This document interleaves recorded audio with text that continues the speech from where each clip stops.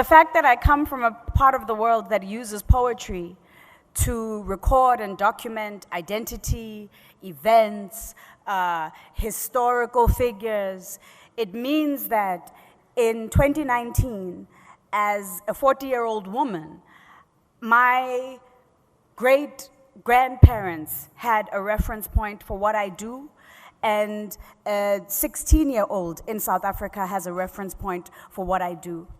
And that means that this art form will endure. If it survives in the way that we understand it, is a question that remains to be answered. I think narrative, the art of telling stories, the art of preserving memory, the art of using language to understand, examine, and expand our humanity will never die. The landscape in which we are creating these stories is changing.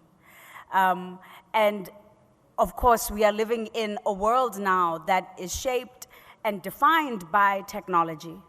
My praxis as an artist has been about trying to figure out how to make poetry live in different spaces.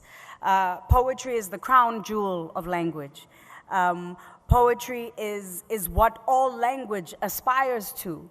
As soon as human beings started speaking, we started making poetry. It's a human function. And before poetry was written, it was recorded in memory for the ear, for the heart, for the voice, for the breath, for the soul.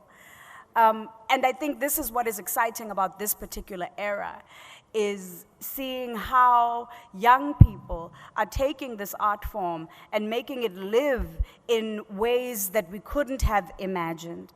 And I think in the digital era, we are going to see people take language and do unbelievable things with it, particularly poetry, because it lends itself to this.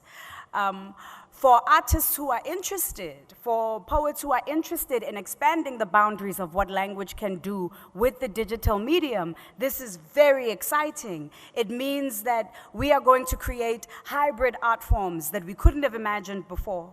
But it also means that our canons, the literature that has made us, the literature that has shaped our languages, it also has an opportunity to be reimagined, to be relearned, to be reinterpreted through new art forms. I think back to someone like William Shakespeare, who was sitting in the 1600s writing for largely working class people who would come to halls drunk and watch the actors of the day and the finest poet of the day critique society, critique leadership, critique religion, critique so many aspects of his society. This was pop culture, and it resonated as pop culture. When he was creating his work, he wasn't imagining a 16-year-old black girl falling in love with him in Africa. So I think this is what is exciting about what we do, is that it endures and it survives in unfathomable ways.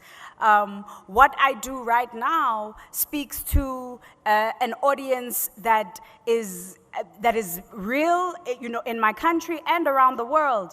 But what I'm more excited about is what will survive when I am gone.